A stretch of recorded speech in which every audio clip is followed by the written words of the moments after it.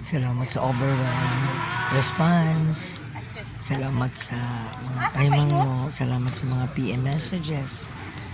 Salamat sa mga advices. Salamat sa mga simpatiya.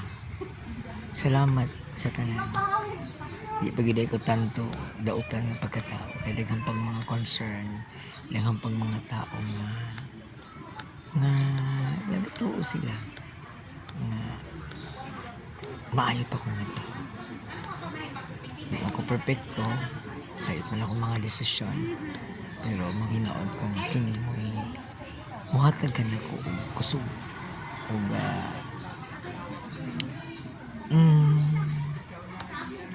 giya para sa pagdesisyon na pagpuhon nga insakto nga dili ko mahagpa. Salamat sa tanan.